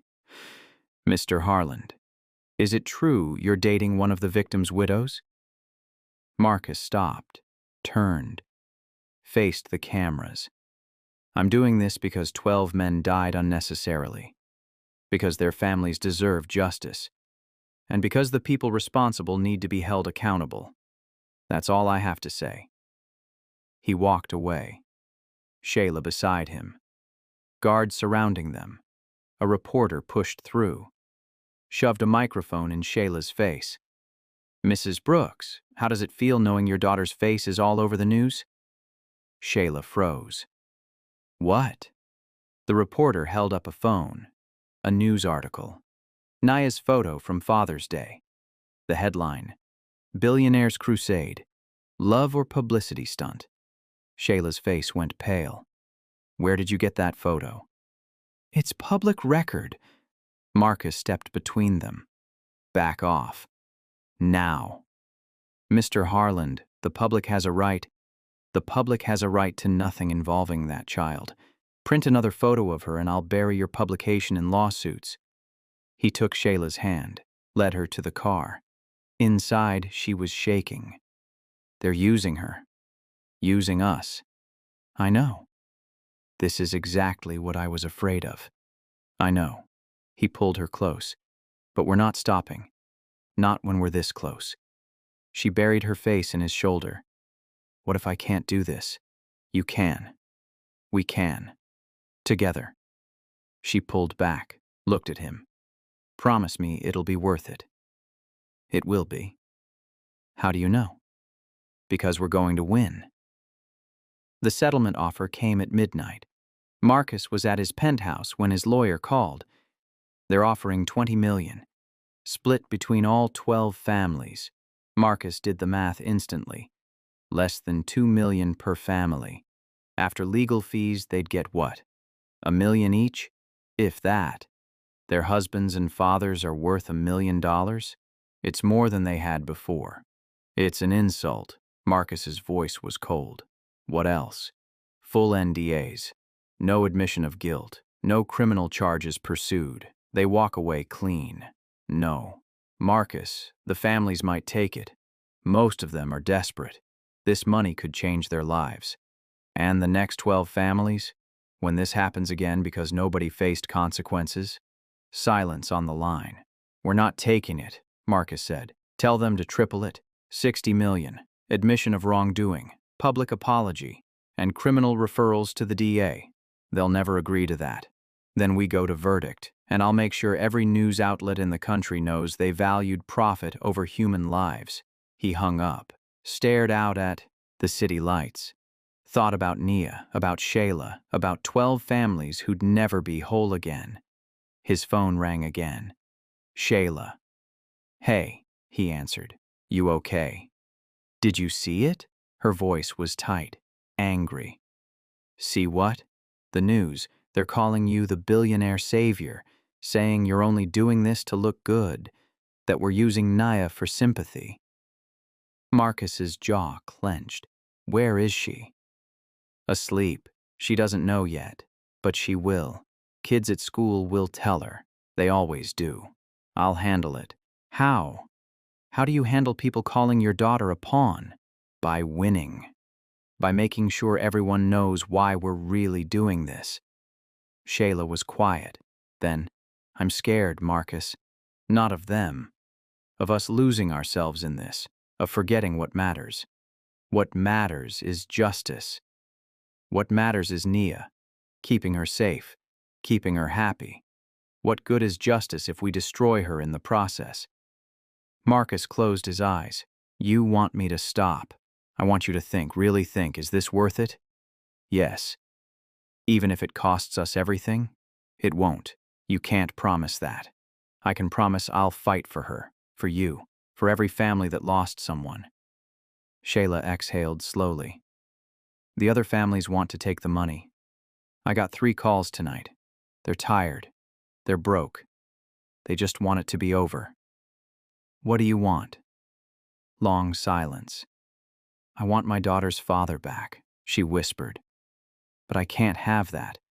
So I want the people who took him to pay, really pay. Not with money, with consequences. Then we don't take the settlement. The others might. Then we go alone if we have to. Marcus, I mean it. If every other family takes the money, we keep fighting. You, me, and Nia. Until they break. They won't break. They'll destroy us. Let them try. She was crying now. He could hear it. Why are you doing this? Really? Is it for Nia? For justice? Or is it because you're still that angry kid who nobody stood up for? The question hit like a punch. Marcus sat down. Maybe all 3. That's not enough. It's all I have. No. Her voice was firm now. You have us. You have a family who loves you. Don't throw that away for revenge. It's not revenge. It's accountability. It's both, and you know it. He did know it, had known it from the beginning. But hearing her say it out loud made it real. What do you want me to do? He asked quietly. I want you to come home. Home? Here, to us, tonight. I need to see you. Nia needs to see you. Not the warrior, not the billionaire. Just you. Marcus stood, grabbed his keys. I'll be there in 20 minutes. Promise? Promise. He hung up, left his penthouse, drove through empty streets. When he arrived, Shayla opened the door before he could knock. She pulled him inside, wrapped her arms around him, held on tight. I'm sorry, she whispered. I'm sorry I doubted you. You didn't doubt me. You protected Nia. That's what you're supposed to do. She pulled back, looked at him. What are we going to do? We're going to win, but we're going to do it together, as a family. And if the others take the settlement, then we fight alone. You and me. And Nia? We keep her out of it.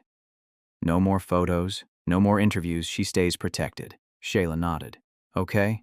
Okay? Okay. She kissed him, soft, certain. Let's finish this. Behind them, Nia's door opened. She stood there in her pajamas, clutching that old lunchbox. Mr. Harland? He turned. Hey, sweetheart. Did we wake you? She shook her head, walked over, looked up at him with those big, serious eyes. Are you going to make the bad people pay? Marcus knelt down. Yes. Good. She hugged him. Daddy would want that. Something broke inside Marcus's chest. Reformed, stronger. Yeah, he whispered. He would. The next morning, Marcus woke to 17 missed calls. All from his lawyer. He called back immediately. What happened? 10 families took the settlement. Her voice was flat. They signed this morning. Marcus sat up. 10? Out of 12? Yes. You and the Johnsons are the only ones left. Who are the Johnsons? David Johnson. Died in the collapse. Wife Maria. 3 kids. They're refusing the money too. Marcus rubbed his face. Can we still win with just 2 families? Technically, yes, but it weakens our case, makes us look unreasonable. The defense will argue that if 10 families accepted justice, why are 2 holding out? Because 20 million split 10 ways isn't justice. It's hush money. I know, but the jury might not see it that way. Marcus stood, walked to his window, set up a meeting with Maria Johnson. Today. Already done, 2 p.m. at her house. I'll be there. He hung up, got dressed, drove to the Brooks apartment first. Shayla opened the door, saw his face. What happened? 10 families took the settlement. Her hand flew to her mouth. Oh, God. It's just us and 1 other family now. Who? Maria Johnson. Her husband David died in the collapse too. Shayla leaned against the doorframe. Marcus, maybe they're right. Maybe we should take the money and move on. Is that what you want? She closed her eyes. I don't know what I want anymore. I'm tired. I'm scared. And I feel like we're fighting a battle we can't win. Marcus stepped closer. Look at me. She did. We can win, but only if we don't give up. What if giving up is the smart thing to do? When has doing the smart thing ever changed anything? He took her hands. Those 10 families took the money because they're exhausted. Because they've been beaten down so long they don't remember what fighting back feels like. I don't blame them, but we're not them. Why? What makes us different? Because we have something they don't. What? Hope. He looked past her, saw Nia at the kitchen table, drawing. She's watching us, learning from us. What do we teach her if we quit now? Shayla's eyes filled with tears. That sometimes you have to know when to stop. Or that some things are worth fighting for, no matter the cost. They stared at each other. Finally, Shayla nodded. Okay, we keep going. You sure? No, but I trust you. He kissed her forehead. I won't let you down. At 2 p.m., Marcus stood outside a small house across town. Paint peeling, fence broken, toys scattered in the yard. He knocked. A woman answered, mid-30s, exhausted eyes, a baby on her hip, 2 kids peeking from behind her legs. Mrs. Johnson? Maria. She stepped aside. Come in. The house was cramped, clean but worn, furniture that had seen better decades. Maria gestured to the couch. Marcus sat. I know why you're here, she said, settling the baby in a playpen. You want to know if I'm backing out. Are you? She laughed bitterly. Every single day I think about it. 20 million sounds like a fortune when you're choosing between electricity and groceries. But you didn't take it. No. She sat across from him. You want to know why? Marcus nodded. She picked up a photo from the side table. A man in a hard hat, smiling, 3 kids climbing on him. David worked at that factory for 8 years, never missed a day, came home covered in dust and grease. But he came home. Her voice cracked. Until he didn't, she set the photo down. The day he died, he called me at lunch, said something felt wrong. The building was shaking. He was scared. I told him to leave, just walk out. He said he couldn't. They'd fire him. We needed the money. Tears rolled down her face. He died because he was scared of losing his job. Because we needed his paycheck more than we needed him safe. And the people who made him choose between safety and survival, they want to pay me off and move on. She looked at Marcus, eyes hard, determined. I don't want their money. I want them in prison. I want every person who ignored those warnings to face what they did. So my kids know their father didn't die for nothing." Marcus felt something tighten in his chest. "Then we fight together." Maria nodded. "Until the end." They shook hands. Two families, two widows, two groups of children who'd lost their fathers, against a corporation with unlimited resources and no conscience. Marcus left her house feeling something he hadn't felt in weeks: certainty. He called his lawyer. "Tell the defense we're not settling. Not for 20 million, not for 60, not for anything less than criminal charges. Marcus, that's non-negotiable. We go to verdict, and we make them pay." He hung up. The war wasn't over. It was just beginning. The verdict came on a Tuesday. The courtroom was half empty. Most families had taken their settlements and moved on. Only Marcus, Shayla, Maria, and a handful of supporters remained. The defense looked confident. Smug even. Their lead attorney kept checking his watch, like this was just another inconvenience. The jury filed in. 12 faces. Unreadable. The judge entered. "Has the jury reached a verdict?" The foreman stood. Older man. Worn hands. Working class written all over him. "We have, Your Honor. In the matter of Brooks and Johnson versus Horizon Fabrication and its executives, what say you? On the count of wrongful death, we find the defendants guilty." Gasps scattered through the courtroom. On the count of gross negligence, guilty. The defense attorney's face went pale. On the count of criminal cover-up, guilty. Marcus felt Shayla's hand grip his. Tight. Shaking. "And what are the damages?" The foreman looked directly at the defense table. "We award $80 million in compensatory damages and $200 million in punitive damages." The courtroom exploded. Reporters rushed for the doors. The defense team scrambled. One executive put his head in his hands. The judge banged his gavel. "Order! Order in this court!" Slowly, the noise died down. "Furthermore," the judge continued, "I am ordering a full criminal investigation into all executives involved. The DA will receive all evidence collected during this trial. This case is adjourned." He stood, left the bench. Marcus sat frozen. $280 million. Criminal charges. Complete victory. Shayla turned to him, tears streaming down her face. "We won. We won." She threw her arms around him, sobbed into his shoulder. Maria grabbed his hand. "Thank you. Thank you for not giving up. We did this together." Outside, the media swarmed. "Mr. Harland, how does it feel? Mr. Harland, what message does this send? Mr. Harland, will you pursue more cases like this?" Marcus stopped at the top of the courthouse steps, Shayla beside him, Maria beside her. He looked at the cameras, at the reporters, at the world watching.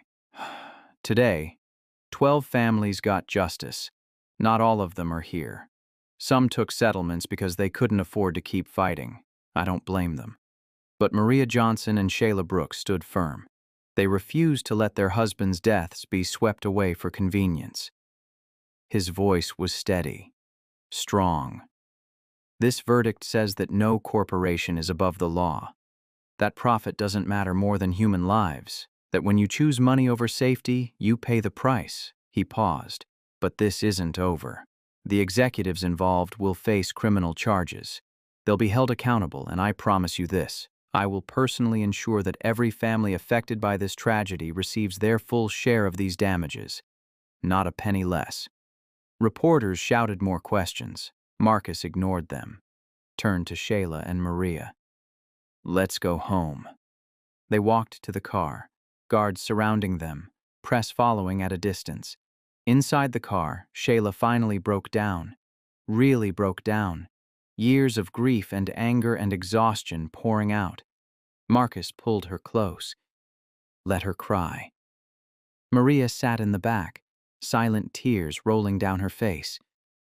"David would be proud," she whispered. He'd be so proud. They drove to the Brooks apartment. Marcus insisted Maria come with them. She shouldn't be alone today. When they arrived, Nia was waiting at the window. She saw them, ran to the door. "Mama, Mr. Harland?" Shayla scooped her up, held her tight. "We won, baby. We won." Nia pulled back. "The bad people have to pay?" "Yes, they have to pay." Nia looked at Marcus, smiled, then hugged him too. "Thank you for helping Mama." Marcus's throat tightened. "Always." They went inside. Maria's kids were there too. The guards had picked them up from school. 7 people crammed into that tiny apartment, celebrating, crying, holding each other. Marcus stood by the window, watching them. This family he'd stumbled into, this life he never planned for. Shayla came up beside him, slipped her hand into his. "What happens now?" she asked. "Now we heal?" "Just like that?" "No, not just like that. It'll take time. But we have time now, and we have each other." She leaned her head on his shoulder. "I love you."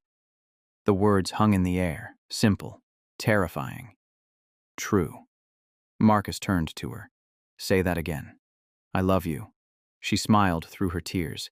"I didn't mean to, didn't plan to, but I do." He cupped her face. "I love you too." They kissed, soft, gentle, a promise. Behind them, Nia giggled. "Mama's kissing Mr. Harland." Maria laughed. "Leave them alone." "But they're being gross." Everyone laughed, real laughter, the kind that comes from relief and joy and hope. Later that night, after Maria and her kids left, after Nia was asleep, Marcus and Shayla sat on the couch. "What happens to the money?" she asked. "It's yours and Maria's. And the other families who settled will get additional payments. I'll make sure of it. That's a lot of money." "It's not enough. It'll never be enough." She nodded. "But it's something. It's everything." 6 months later. Ridgewood Elementary looked different.